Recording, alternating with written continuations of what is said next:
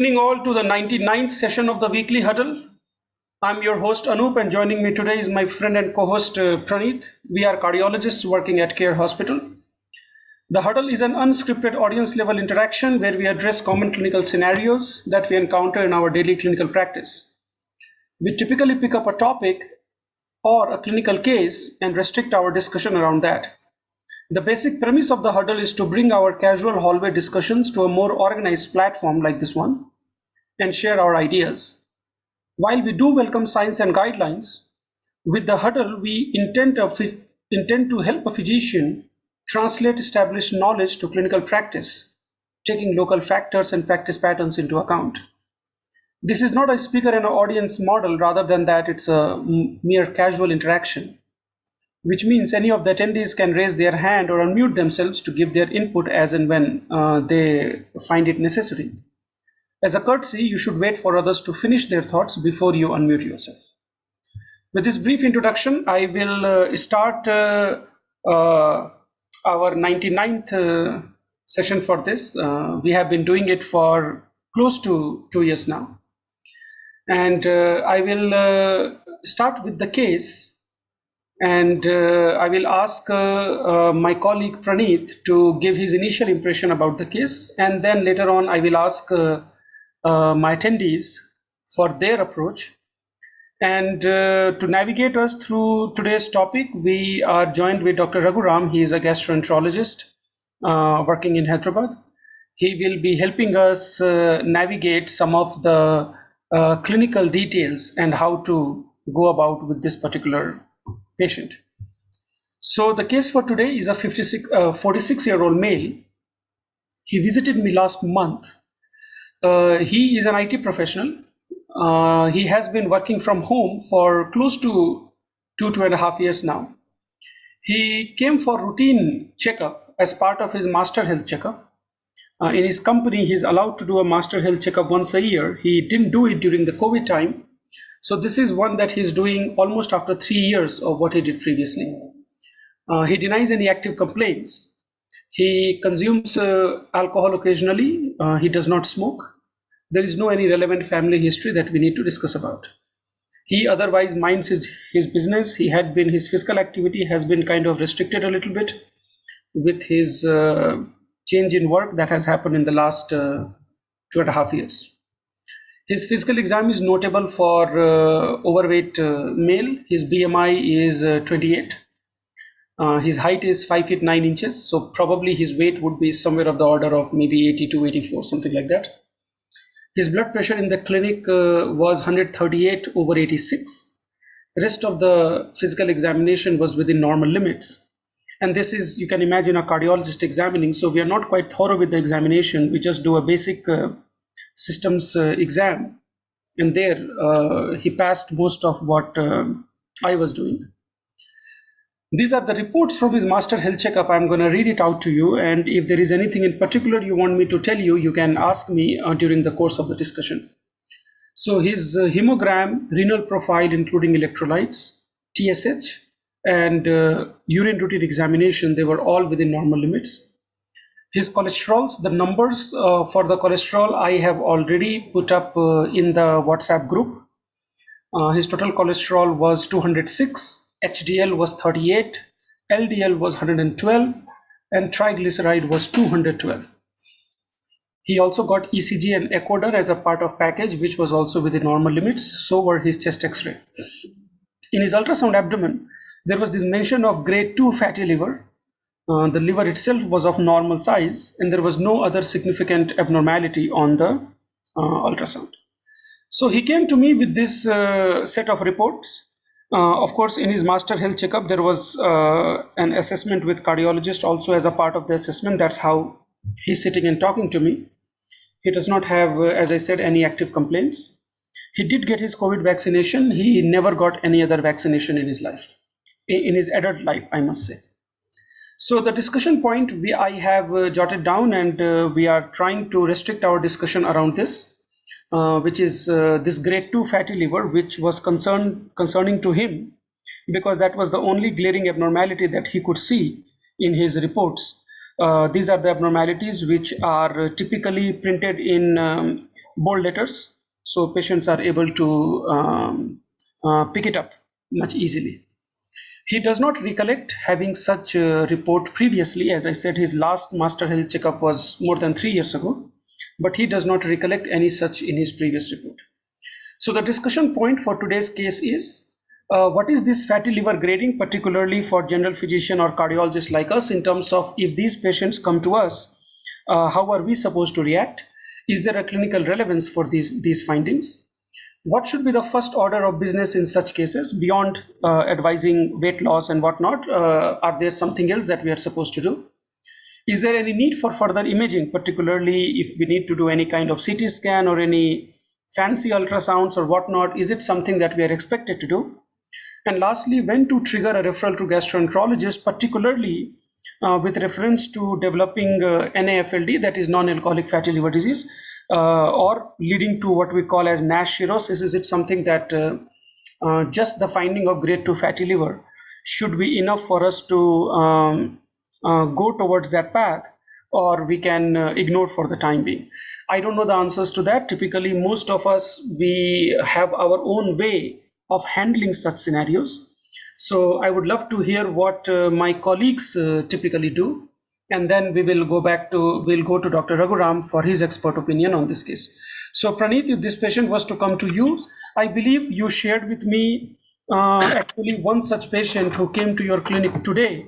So you can briefly mention about that patient as well. But first tell me, what would you do with this patient with regard to the discussion points that I mentioned? Praneeth, all yours. Right. Good evening, everyone. So this patient, again related to topic, I have little information and I'm here more to learn today. The way I look at is the ultrasound report. I look at the size of the liver and probably look at liver function test. If the liver function test is okay, more importantly, the parameters I'm trying to look in liver function test is the enzymes, SGOT, SGPT. If they are 2 to 3 times elevated than upper limit of normal, that seems to be having some form of hepatitis. I'll also look at his albumin. Albumin essentially indicating the synthetic function of liver, which if it is fine, then I believe the liver overall is working fine. Then size of the liver being normal and liver function test essentially normal, then probably I believe his liver is working fine, and I kind of reassure the patient and take it easy. If there is anything that is other than this, probably I would refer the patient to gastroenterologist. I'm not completely sure about this. I equally would like to learn whether my approach is right in this regard. Regarding today's patient whom I saw, again, it's an old follow-up patient. I manage essentially her hypertension. 68 lady, vegetarian, and she recently had some ophthalmology issue. She was having some retinal bleeds where she was seen by ophthalmologist, and he suggested to take a combination of antiplatelet and statin. So when the so-called antiplatelet and statin were there, as a kind of a physician and as a cardiologist, they came to me for opinion whether they can take this. And during the discussion, they also said they underwent a routine health checkup because they also have one gastroenterology physician in their closed circuit who ordered the regular investigation, which included ultrasound. The ultrasound report essentially also included the finding of elastography, and it had some values which I cannot interpret. And there is a mention saying that this elastography findings or reports are there, and he suggested to kind of use some drugs, and then plan was to do a CT after 3 months review if things do not improve. The drugs did not include anything special. It was one appetite stimulant and Ayurvedic preparation and one saroglitazar. I think probably with the dyslipidemia that he added, it did not make any sense to me in relation to fatty liver. Yeah, her liver enzymes were okay. OTPT were slightly elevated, something in 43-45 range. Albumin and other parameters looked okay to me. So that is another case which almost had the same thing as the case of discussion today. So I am more to learn, and equally want to learn whether my approach was right in this patient. So Praneeth, question about your patient that you just mentioned. Is this patient diabetic? No, non-diabetic. Non-diabetic. So you believe that the saroglitazar was primarily given for this elastography finding? I don't know whether that was given for elastography finding or whether that is for hypertriglyceridemia. I did not pay attention to a lipid profile, but when I verified the brand names, these are the two things that I found. Okay, okay. And you are pretty sure that this liver elastography was done as a part of package, right? As a part Yes, of health screening package. yes. So we have. I'll meet you, Praneeth. So I think that you brought up a lot of things which I don't have an answer to, and that is what we are going to discuss today. The role of liver function test, I think that is quite obvious. I did order liver function test on this patient, although truly speaking, I don't know how to interpret it. You mentioned about 3 times the upper limit of normal. I'm not expecting him to be having any kind of hepatitis, so I'm not expecting his LFTs to be more than 3 times normal. But whether even if his LFTs are 1.5 to 2 times normal with a fatty liver, is that something to be concerned about or not? That is one thing that we probably should learn today. This liver elastography I have heard in the context of liver cirrhosis, but whether outside of the liver cirrhosis context, whether it has got any relevance or not, that also we shall discuss today. And the role of CT scan again is something that we understand. Ayurvedic preparations, in fact, all the so-called modern medicine, when they talk about why Ayurvedic preparations should be regulated, they mostly relate towards liver toxicity and renal toxicity. So if we are talking about a liver problem, then Ayurvedic preparation should be, at least in my opinion, should be one thing that we should stay away from. And the role of saroglitazar probably in hypertriglyceridemia does have some role. Whether it has a role in liver function or not, that is also something that we should learn today. So Praneeth, thank you for that starting point. I will continue my discussion with my attendees today. We have a very shallow attendance. So I'll start with Dr. Shankar. Dr. Shankar is a senior physician who has been here with us in the huddle for more than 50 sessions now. So Dr. Shankar, if you could give us your viewpoint on this patient, and in the meantime, I also invite, if there is any other attendee who do want to share their thought, please, you can compose your thought, and once Dr. Shankar is done, feel free to share your thoughts about this. Dr. Shankar, all yours. Good evening to all. This is an incidental finding on executive health checkup, and most of the times also the patients they bring the reports of fatty liver in the sonogram and elevated liver enzymes also sometimes. So this is a quite incidental finding. Most of the times we come across in our clinical practice. So whenever a patient with a fatty liver report comes, most of the times it will be non-alcoholic fatty liver, NAFL. So at the same time, when we document that it is a case of NAFL, there should be demonstration of this hepatic steatosis, that is a fatty liver, and exclusion of the significant alcoholic consumption. Here, this patient is occasionally alcoholic. Occasionally alcoholic means it won't contribute to this case of NAFLD, that is a non-alcoholic fatty liver disease. So to say that a significant alcoholic consumption history, at least 21 standard drinks per week, more than 21 standard drinks per week in men, or more than 14 standard drinks per week in women over at least a 2-year period. This is given by the American Association of Study of Liver Diseases. This is a guideline. So what is the standard drink? The standard drink means it may be anything, wine, whiskey, brandy, but it should contain 14 grams of pure alcohol, around 18 ml. So roughly, I'm a teetotaler. I don't know, but 1 glass of wine per day, if anybody consumes over a period of 2 years, he is considered to be having a significant alcoholic consumption or alcoholic. So here this patient is not alcoholic because occasionally, and when the patient comes with the report of fatty liver, we should exclude other causes of hepatic steatosis, the other causes of a fatty liver. The other causes of fatty liver are plenty. Apart from alcohol, which is the commonest one, and the drug-induced steroids, amiodarone, methotrexate, diltiazem, tamoxifen, antiretroviral therapy, and methotrexate, hepatitis C, Wilson's disease, Reyes syndrome, and acute fatty liver in pregnancy and HELP syndrome, that hemolysis and elevated liver enzymes and low platelet count. So these we come across in only in pregnancy.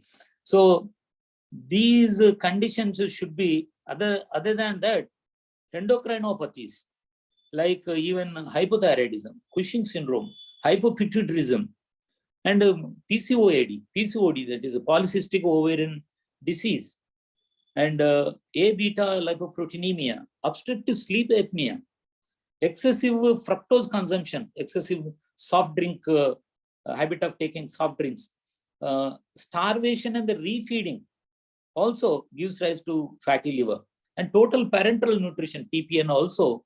So these are all conditions. Whenever the patient comes with the fatty liver, we should exclude before we label it as a NAFLD. And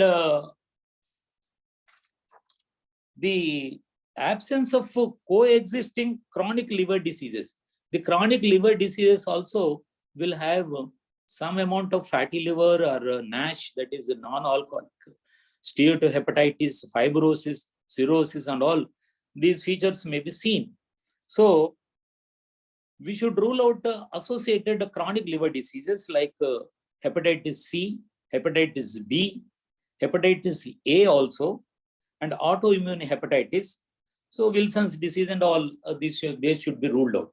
So the causes of fatty liver, then the alcoholic consumption should be ruled out, and at the same time the chronic liver diseases associated should be ruled out, so to label it as a non-alcoholic fatty liver disease. It is asked, so that's why most of the times it is associated with this non-alcoholic fatty liver disease. As everybody knows, this is associated most of the times with the obesity, insulin resistance, diabetes mellitus, hypertriglyceridemia, metabolic syndrome most of the times. So it will be associated with these conditions will show a fatty liver. So that's why this NAFLD, so far non-alcoholic fatty liver disease, what we are talking about, it is renamed as MAFLD, that is metabolic associated or metabolic dysfunction associated fatty liver disease. So instead of NAFLD, so most of the times the latest guidelines, they say that it is MAFLD. So what are the risk factors for this fatty liver or obesity? Insulin resistance, as I alluded to, insulin resistance, diabetes, the gut dysbiosis, altered bile acid metabolism, genetic factors are there, polymorphisms are there, Hispanic race, then psoriasis. Most of the times in the active phase of psoriasis, they come with fatty liver. And cholecystemized individuals, not patients with gallstones, but already because of for the gallstones, if the patient is cholecystemized, he is prone to get fatty liver. And physical inactivity, these are all predisposed to NAFLD. So having known about the NAFLD, it progresses to this hepatic steatosis, that is the fatty liver, progresses to non-alcoholic steatohepatitis. That means inflammation will set in. Because of the inflammation, there will be apoptosis of the hepatocytes. So necroinflammation, what we say. This will progress to fibrosis, and ultimately that will end up in cirrhosis, and cirrhosis will be decompensated and go for liver transplantation if the MELD score is more than 10. So that is the progressive stages of this fatty liver: hepatic steatosis, steatohepatitis, fibrosis, then cirrhosis. These are the stages what we see in the progression of the this non-alcoholic fatty liver disease, or NAFLD. So then how to know that there is only fatty liver, only fatty infiltration, whether there is inflammation or there or not, whether there is any fibrosis has set in or not, or whether the patient has developed cirrhosis. All these things, the gold standard is the liver biopsy. But liver biopsy is not an easy procedure here. It is an invasive one. It is associated with many complications, and we selectively take out only small sample of particular site only. Entire liver we cannot examine histopathologically. Then, so there is inter and intra personal, that is observer variation will be there, the sampling variation will be there. So because of all these reasons, the liver biopsy and it is associated with the complication. That's why most of the times, 90%, we avoid the liver biopsy in these cases. So what are the other tests which are equivalent to liver biopsy reports? That means the non-invasive tests like imaging or serological tests are there, which will give us the picture akin to liver histopathology by liver biopsy. So for that, so many tests are there. APRI is there, ENI is there, but BAD score is there. But most of the times we select only two. For me, I select only two: NAFLD fibrosis score, or FIB4 index. So where the AST, ALT, age, platelet count, body mass index, albumin, as Dr. Praneeth alluded to, then impaired fasting glucose. If the patient is a diabetic, is blood glucose levels. So these parameters will be taken. This is this NAFLD fibrosis score is available over the internet. We can download it. So these parameters are included in that. Then we'll get a score. If the score is less than minus 1.455, it rules out fibrosis. There is no fibrosis.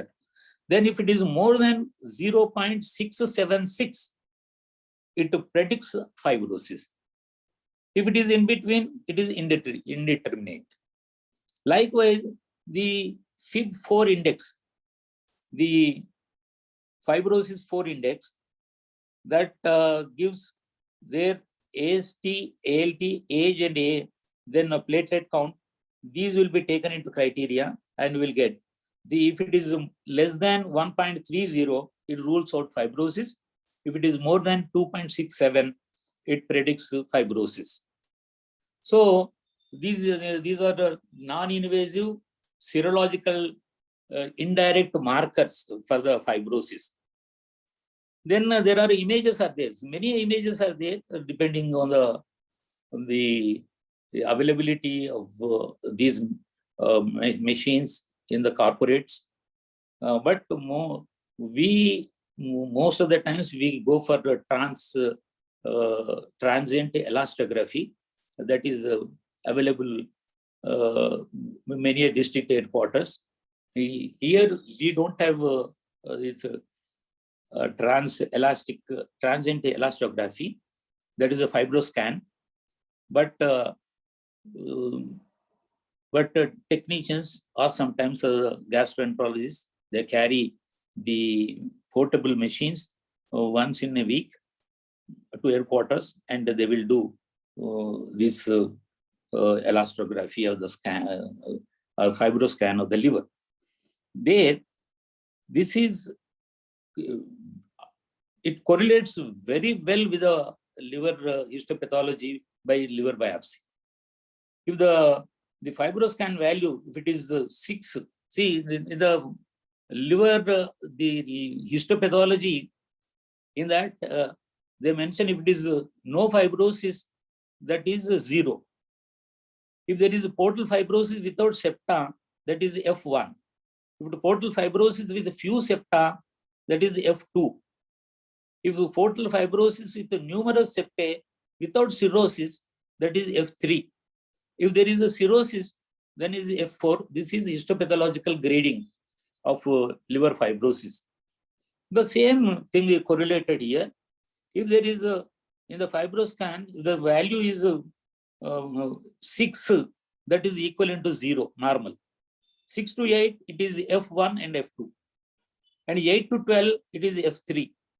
If the fibroscan value is more than 12, the patient has already got cirrhosis. This is the fibroscan report.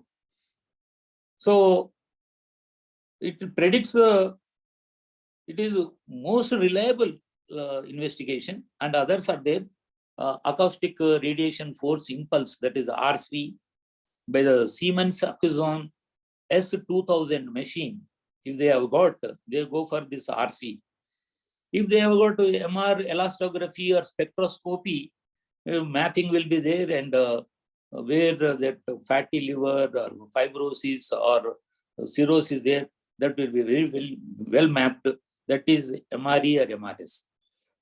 These are the imaging studies. So when we combine this NAFLD fibrosis score and the FIB4 index, along with the images, fibroscan or RFI or MR elastography or spectroscopy, 100% will get the report akin to liver biopsy report. Histopathological, we can 100% we can correlate. This is so having known that the patient has got hepatic steatosis or NASH, that is non-alcoholic steatohepatitis or fibrosis or cirrhosis, and depending on that, we will manage the case. So as everybody knows that we abstain from the alcohol, immunization, it's mentioned, adult vaccinations to be administered. Then we should, the MAFLD, that is a metabolically active fatty liver disease, there were the risk factors, most of the risk factors are akin to this cardiovascular disease. So hypertension, here the patient is also hypertensive, and a dyslipidemia also. This patient has got increased LDL, low HDL, and the triglycerides are more. So this is a typical Indian dyslipidemic patient, where, see, why saraglitazar is written here means for the same reason. In the Indian dyslipidemics, whether they are diabetic or non-diabetic, if this picture is seen, we give saraglitazar, that is a dual PPAR receptor antagonist, PPAR alpha and PPAR gamma. The PPAR alpha has got this fibrate-like action will be there. The PPAR gamma has got pioglitazone, what we use in the diabetes, pioglitazone-like action, where, because we said that this NAFLD is because of the insulin resistance. So for the insulin resistance, there are very good drugs are there. That 2 drugs are there, that is metformin and pioglitazone. But the only thing, the drawback with the pioglitazone is it increases the weight gain. So already this fatty liver is associated with obesity and overweight. So this pioglitazone also increases, and so that's why in the recent guidelines, the pioglitazone is dropped and tapered and stopped. So here the patient has got a dyslipidemia. That's why seraglitazole is put, and here the before correcting the triglycerides, we correct the LDL cholesterol. That's why we give statins. Atorvastatin can be started here. And if the patient is not non-diabetic, but if the patient is a diabetic, metformin can be given, and the GLP-1 receptor antagonist agonist will be given, liraglutide and the semaglutide, which is coming to the market, but it is quite expensive. More than 10,000 rupees per month we should spend. Semaglutide, it is a peptide in a pill, oral pill, that is also indicated in diabetic fatty livers. And Dr. Satyanarayana is already there in the huddle, so he will talk about the weight loss. The weight loss is the paramount important in this case of non-alcoholic fatty liver disease. So if there is a 10% weight loss is there, all these things, the hepatic steatosis, NASH, fibrosis, all these will be regressed. And so weight loss has got a paramount importance in this case. And the pharmacotherapy, just I will touch here. Many drugs were thought, so many are in the pipeline, but here the patient is a woman, lady for 68 years. So here we can give vitamin E, non-diabetic individual. So we can give vitamin E. So 400 to 800 international units we can administer in this case. And if the liver biochemistry reveals there are elevated AST or ALT, that SGOT and SGPT, then we can give ursodeoxycholic acid, that the UDCA, can be prescribed 12 to 15 milligrams per kg body weight. Usually we give 300 milligrams twice daily. And saraglitazole also here, if patient can be given. Vitamin E, UDCA, saraglitazole, these can be given. And latest one more drug has been added into the armamentarium of this fatty liver is obeticholic acid. So pentoxifylline, but pentoxifylline has got so many side effects of them. We don't prescribe, but obeticholic acid, those so many side effects are there with the obeticholic acid, but obeticholic acid also, it is available in the market. It can be prescribed 5 to 10 milligrams, 5 to start with the 5 milligrams. So this is my regarding this MAFLD, that is metabolically active fatty liver disease, how to approach with the grading, as I asked, the grading of the fatty liver and the ultrasound is, if it is a diffusely increased hepatic echogenicity, including the periportal and diaphragmatic area also there, the bright liver will be there and the echo, then we say that it is a grade 1. Grade 2, only diffuse increased hepatic echogenicity, but periportal area is obscured. And grade 3, diffusely increased hepatic echogenicity, so obscuring the periportal as well as the diaphragmatic echogenicity. Here why here the patient has got grade 2 fatty liver, because the patient has got a diffused increased hepatic echogenicity, but the periportal area is obscured. But diaphragmatic echogenicity is still apparent, appreciable in this case. So that's why it is a grade 2 fatty liver. So in order to retard the progression of this fatty liver to the NASH and fibrosis and cirrhosis over a period of 15, 20, 30 years. So here, from now onwards, we should take care of this, what means I've alluded to. Thank you, one and all. Thank you so much, Shankar sir. I will actually invite Satyanarayan sir for his comments. Satyanarayan sir, I have a direct question to you, other than what we have already discussed about the case. So, a guy who, a healthy gentleman, 46-year-old, otherwise fine, comes into the OPD. He seems he will be done in 2 minutes. The only thing he has got is this grade 2 fatty liver. And we just heard from Dr. Shankar an absolutely elaborate analysis of grade 2 fatty liver. Is it something that is warranted in these kind of cases? Should we be actually exploring all the aspects that is mentioned, or this is something which early on is just a matter of some behavioral advice and follow up and whatnot? What is your take on it? Should we be reacting that much to a grade 2 fatty liver? Satyanarayan sir. Yeah. Good evening to everybody. Thank you very much for asking my opinion. At the outset, Dr. Shankar did an excellent job by reviewing all the things.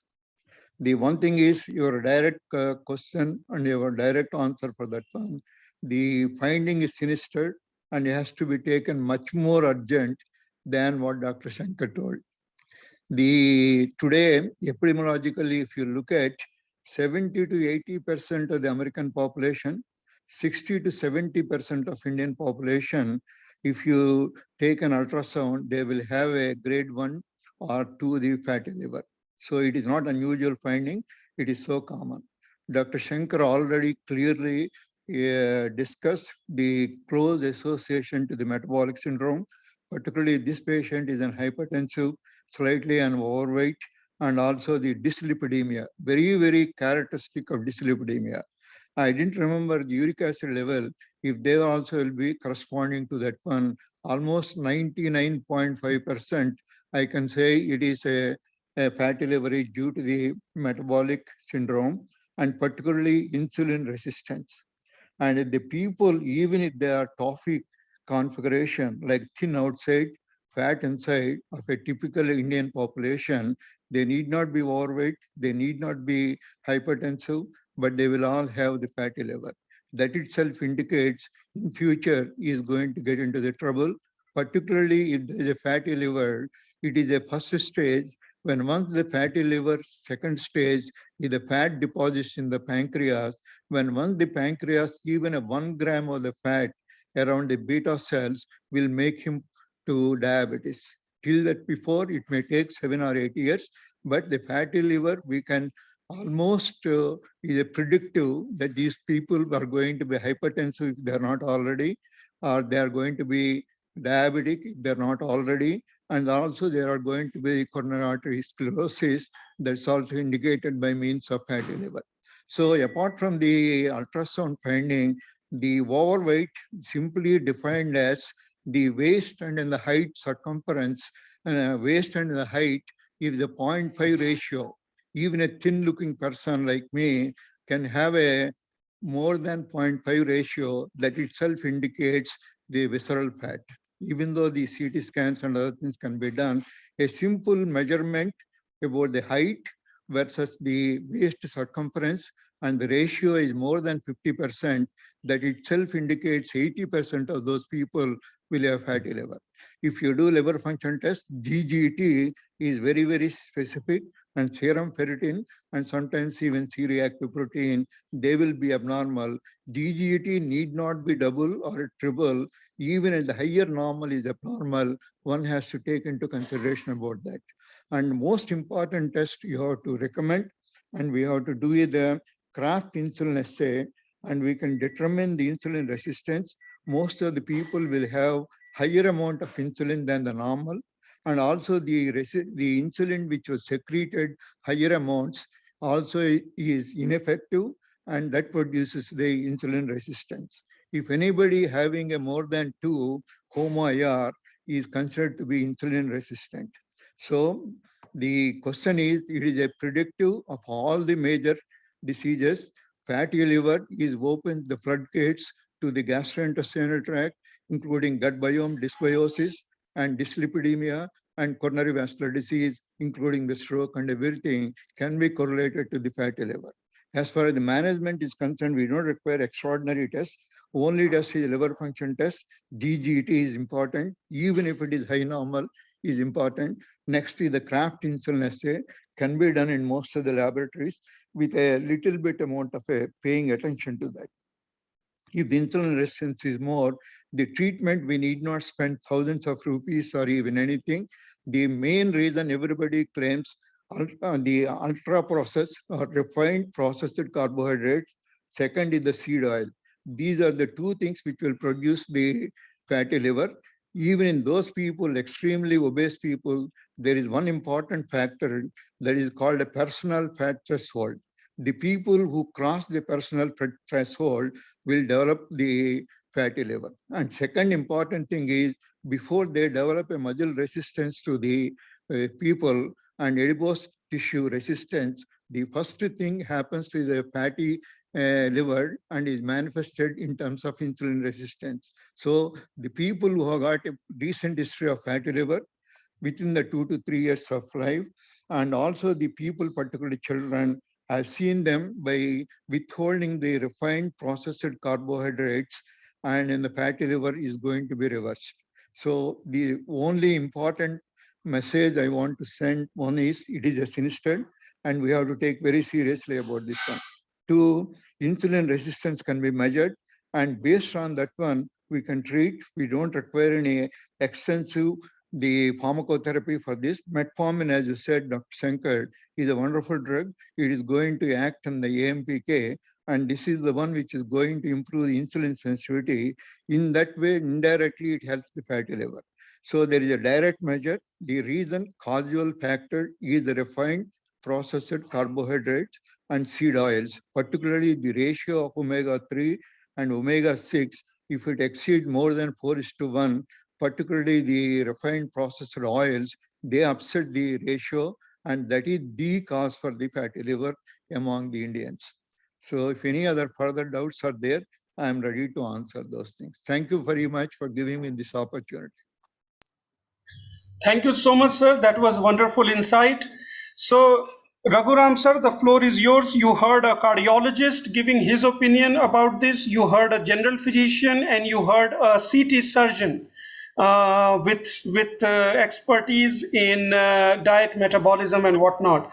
So, if this patient was to come to you, walk us through how would you manage this patient, and of all the discussion, what we got wrong, what we got right, more with a very pragmatic way to approach this patient. Raghuram, sir, you can take rest of the time. Yeah, thank you for inviting me. Am I audible? Yes, sir, you are audible. Yeah, so Dr. Shankar and Dr. Satyanarayana have made my job very easy. Now, the problem is very common, like it has been already mentioned. So in general population, Indian scenario, I would say almost 30%. This is a more pragmatic figure, I would say. 30% of the general population is what we see in day-to-day practice. Now, when we talk about a diabetic population, the percentage increases drastically to almost 80 to 90%. So when we are talking about such a common problem, how do we approach the issue? Do we disregard all of them, saying that this is a common problem and they need not worry too much about that? And do we put more emphasis on the grading of the fatty liver based on the ultrasound? And what all things need to be taken care of? So when a typical patient, as has been mentioned, comes to me, I look for features which can give me a clue regarding fibrosis, extensive fibrosis, or presence of a advanced liver disease in the form of cirrhosis. So what would they be? Now, most of the times they come with a complete health checkup, which includes a complete blood picture. So low platelet count is one of the earliest markers which points towards a advanced liver fibrosis. Then when we talk about the liver function test, low albumin or a albumin globulin ratio reversal, to be more specific. And on ultrasound, if there is evidence of splenomegaly or irregular outline of the liver, it's pretty obvious that we are dealing with the case of cirrhosis, right? Now, if we look at the etiology things, it will be a never-ending list. But we need to look for common problems which can lead to fatty liver. And when we talk about that, most common thing would be weight being on the higher side. Then second common reason would be alcohol in significant proportions, as has been already mentioned. And third and another common reason would be diabetes. Now, triaging people into these three categories is important because fatty liver disease, when it is associated with BMI, increased BMI, it is a reversible phenomenon. Fatty liver, when it is associated with diabetes, it is an irreversible thing. So it's like controlling the diabetes. You can only aim for a proper sugar control, but curing the diabetes is not a possible thing. So curing fatty liver is also not possible in such scenario. And the third scenario, significant alcohol intake. Once the alcohol intake is curbed, then things tend to get back to normal, right? So that would be regarding the prognostication. Then regarding the importance of grading or the severity of fat deposition in the liver, this doesn't carry much significance because we tend to see people who have grade 1 fatty liver, who have extensive liver enzyme elevation, and who are on the path to an advanced liver problem. And we also see people who have grade 4 fatty liver, but still don't show any features of advanced liver damage. Now, to talk in terms of percentage, if we are dealing with 100 people who have fatty liver, around 5 to 10% will go on to develop cirrhosis in their lifetime, right? If they have coexisting diabetes, the frequency tends to be slightly higher. We can double the percentage to almost 10 to 20% lifetime risk of developing cirrhosis. And now, whenever I counsel patients, I tell them that the fatty liver should not be seen as an isolated liver-related problem. It should be seen as a systemic disease. And so when fatty liver is there, coexisting problems like diabetes, elevated blood pressure, deranged lipid profile, these tend to coexist or they tend to arise in the near future. And interestingly, what has been seen is, if we look at 100 people who have fatty liver, I have already mentioned the frequency of people who tend to develop cirrhosis, which is around 5 to 10% in normal people. And in diabetes, it is almost 10 to 20%. Now, what happens to the remaining 80 to 90%? Now, it has been seen in many studies that the major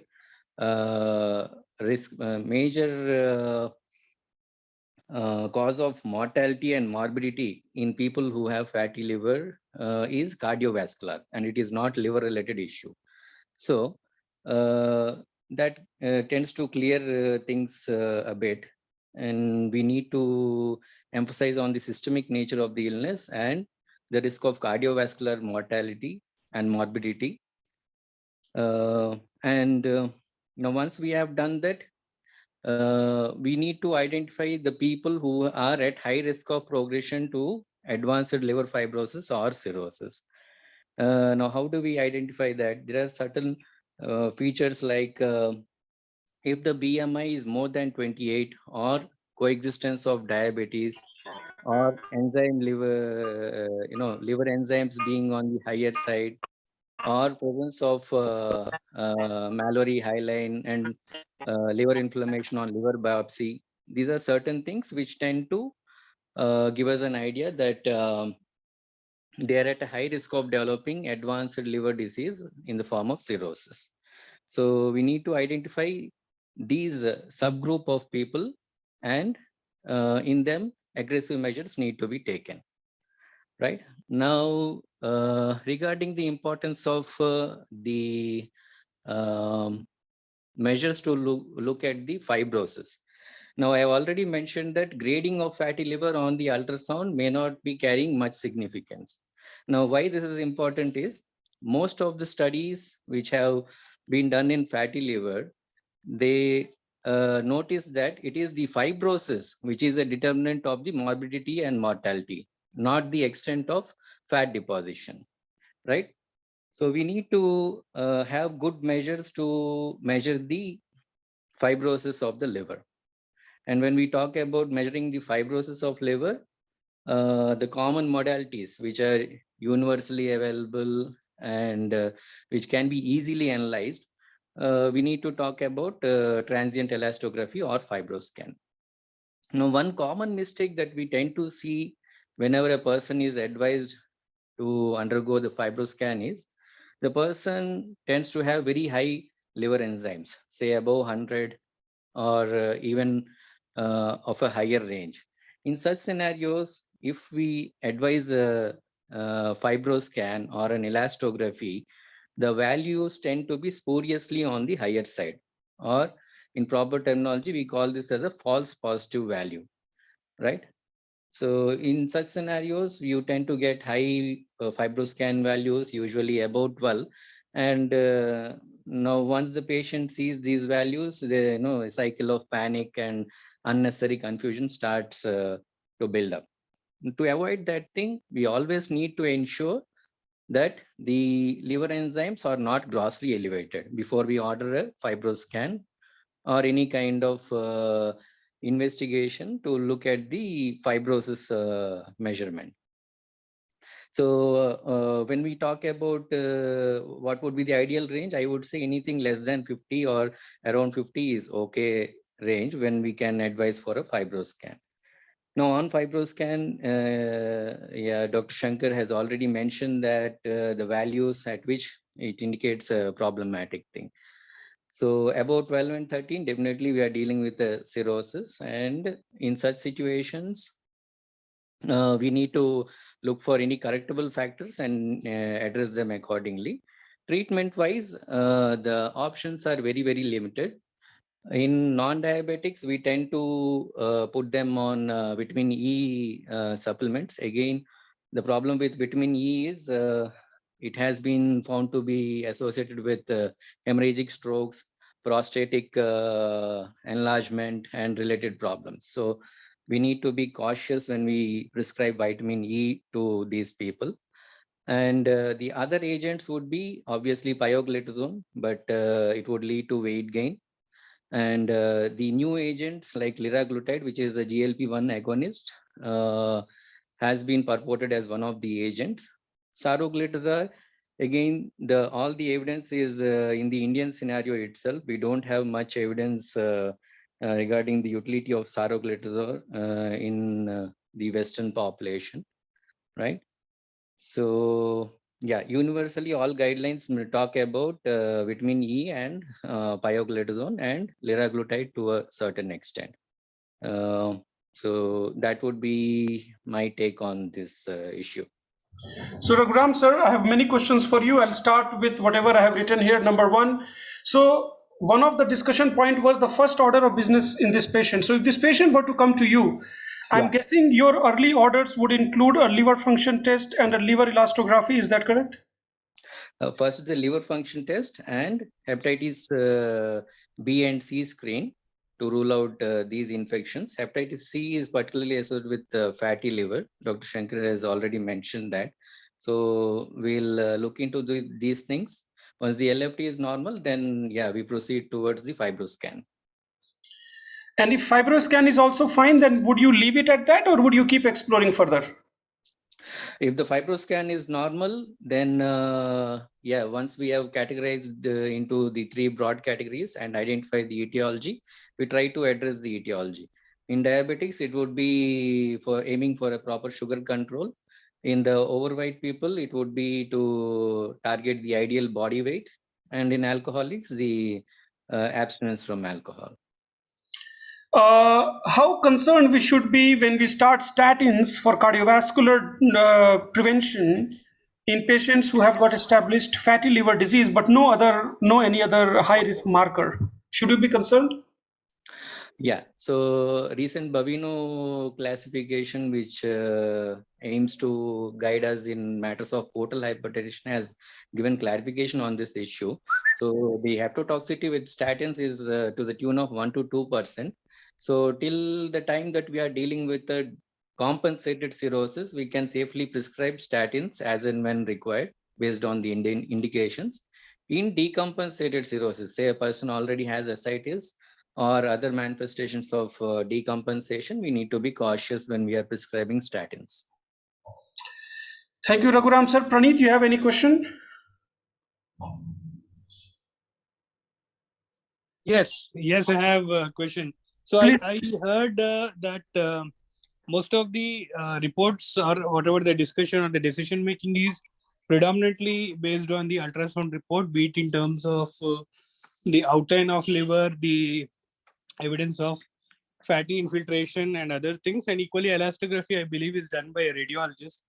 My question is, how much is it dependent, particularly because when we are talking about two specialists, like for cardiology, echo most of the time done by a cardiologist has a better insight in looking at heart versus an ultrasound done by a radiologist. Do you think radiologist will have or do justice in evaluation, because we are heavily dependent on these report?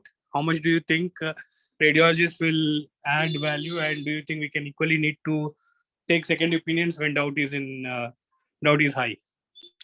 Yeah, to avoid that bias based on, or relying more on the radiologist, we are switching over to the fibroscan, which makes more sense. Like I've already mentioned, it's not the grading of fat in the liver which makes the disease more dangerous. It is the extent of fibrosis. So and the extent of fibrosis is measured by a fibroscan, and the instrument gives you a reading, right? So the radiologist has got nothing to do. He just needs to target the area. And also here, to avoid any unnecessary wide variability, we also look at the interquartile range of the various values. So when we are doing a fibroscan, they tend to take almost 10 readings. And if the interquartile range is more than 30%, then the report is not considered as a proper one. And in such situations, we may have to rely on other measures to check for fibrosis. So it's not like we are depending on the radiologist. It's purely a reading or an average of 10 readings with due importance given to the statistics as well. So if there is wide variation between readings and the interquartile range is more than 30%, then obviously such a fibroscan reading carries little significance. Raghuram sir, is there a role for CT scan in such patients as well who do not have established fibrosis yet? No, CT scan at a time was considered the gold standard, just to show that irregular outline of the liver, or to show that the liver has already shrunken. But yeah, I mean, definitely going ahead with the CT scan each and every case doesn't make sense. And we usually don't advise a CT scan customarily. Santosh, you have any question for Raghuram sir or a comment? Hello, am I audible, sir? Yeah, Santosh, Yeah. go ahead. Sir, usually we find a grade 1 fatty liver in most of our patients. Now tell me, sir, which are the patient subset we need to send for fibroscan? All the patients with the grade 1, starting grade 1 fatty liver needs to be sent, or any particular category of patient needs to be sent for fibroscan? Yeah, this being a non-invasive test and easily available at most centers these days, if the liver enzymes are normal, even in average risk patient, we can do the fibroscan as a baseline thing. And if the fibroscan values indicate towards a normal thing, then we can keep them under close follow-up.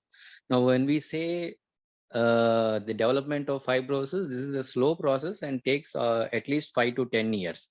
And in most cases, at least 10 to 15 years to progress towards cirrhosis from an F0 stage.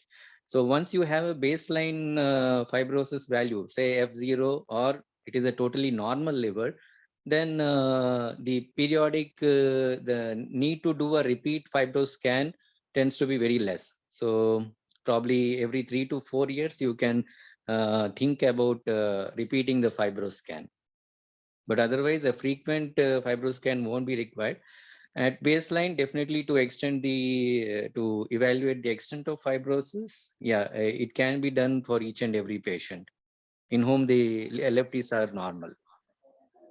Okay, thank you, sir. Sir, what is this average risk category patient subset, sir? No, I mentioned about the high risk category. So those would be anyone who has BMI about 28, and people who have diabetes, people who take alcohol on a regular basis, and people who, in whom the liver enzymes tend to be elevated persistently. Say you repeat them at a gap of 6 months and the liver enzymes are persistently elevated, they are at a higher risk of going into advanced fibrosis. Barring these few people, and also one more age criteria would be people who are more than 15 years, right? 50. So barring these people, remaining would fall into an average or a low risk category. Okay, sir. Thank you, sir. Yeah. Okay, if anybody has got any other questions or comments, they can raise their hand or unmute themselves. And while you gather your thought, I will ask Somaraju sir for his opinion about today's discussion.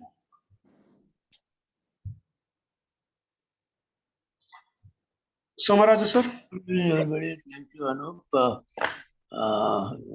So many issues are brought up, and it was a very educative session. I just want to ask something say very naive. What is the relationship between the fatty liver and visceral obesity or a truncal obesity? And then when this is a risk factor for coronary artery disease, not for liver disease, how how does it help? What are their lipids like in these patients? And then is it essential that most of the patients, when most of the patients today, the mortality, morbidity of coronary artery disease and cancer today are higher than anything else. And this incidental finding of fatty liver, does it really matter beyond a point when you have to take care of all that? Eating the right type of food and doing the right type of exercises and having a purpose in life, does it make sense rather than spending so much time and so much energy and new technologies coming up and imaging the liver for reasons that much cannot be done? I'm surprised about some of these issues. Raghuram sir, I think this question is very pertinent for a gastroenterologist. I hope the question that Somaraju sir brought in was very clear to each one of us. We have got patients like these where there is atherosclerotic disease. We know that the risk factors are pointing more towards cardiovascular outcome. They do point towards hepatocellular outcome as well, but as you yourself said, and we know statistically that there is a lot of cardiovascular morbidity in these patients. There is a lot of metabolic morbidity in these patients. In these patient subset, there is a lot to talk about, there is a lot to counsel, there is a lot to go forward. So the point here is it even worth looking into the fatty liver? I'm sure I know your answer is, but we would like to hear it from you. Yeah, so to begin with, fatty liver is definitely associated with the visceral or belly fat. This is a known association. Now, looking at the frequency, we may assume that this being a very common issue, should we really emphasize more on following it up further, or is it really a matter of concern? But when we look at the finer details, what I tend to see is most people who have fatty liver, their BMI is definitely on the higher side. So when I say on the higher side, it's about 25, right? And if it is about 25, I understand that in Indian culture, we tend to always emphasize on being chubby or, being slightly overweight as a healthy aspect of it. But, that thing needs to be curbed the way I see it. Now, during the phase when I was doing my DM in gastroenterology, that was 10 years ago, I was in the same thought process whether fatty liver is really a significant problem, because those were the days when we were dealing with viral issues like hepatitis C, which didn't have a proper treatment, or hepatitis B, where once there is an advanced liver disease, we are trying to cope up with the problem and trying to salvage the patient. But of late, what we have seen is in the past 10 years, hepatitis C has become a totally curable thing. And the cure rates are astounding to the tune of almost 95 to 100%, right? And the armamentarium is ever expanding. So hepatitis C is gone out of the picture.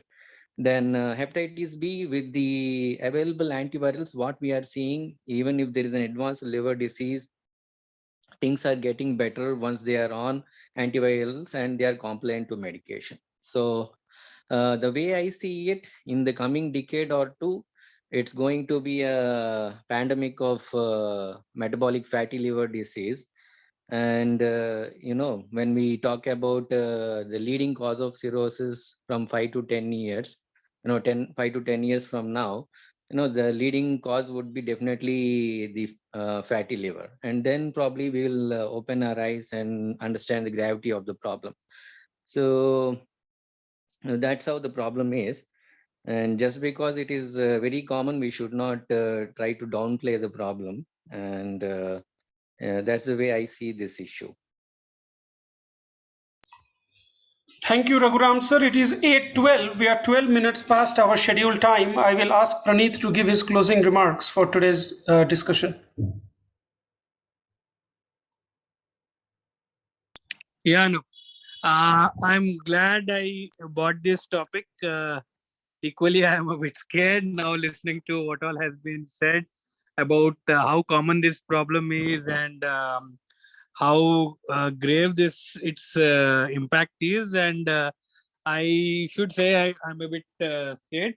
Having said that, few things what Zumraju sir had equally my same thought process that I also had, that where most of the patients who have coronary artery disease, where we tend to ask ourselves that why did this patient have CAD? Probably it is all because of metabolic issues, and I believe then this so-called non-alcoholic fatty liver disease probably is one of the risk factors for coronary artery disease. Has been said 80 to 90% can have CV outcomes. So I believe this will be one of the risk factors for CAD evaluation. I believe as a cardiologist, we should equally look into this thing as well. But on and all, it's kind of an eye-opening about knowing about this entity being such common. I believe as a physician, every one of us have to be aware of entity, knowing about the basics of knowing about diagnosis, evaluation, and probably knowing when to refer to the gastroenterologist, probably equally creating awareness that this is an entity which needs attention and cannot be just ignored. Definitely eye-opening session for me today. Thank you, Praneeth. Thank you, Raghuram sir, for sparing your time with us. And thank you, Satyanarayan sir, and everybody else who participated in today's discussion. We are pretty much we are 14 minutes out of our scheduled time, so I won't take much to close. As I said, this is our 99th session. We do it every Wednesday, and next Wednesday we will be online at the same time, which is Wednesday at 7 p.m. And the link that you click today to join will be the same link going forward as well. So you can use the same link if you wish to join in the future as well. Thank you all. Good night. I really appreciate your time. We'll see you next Wednesday.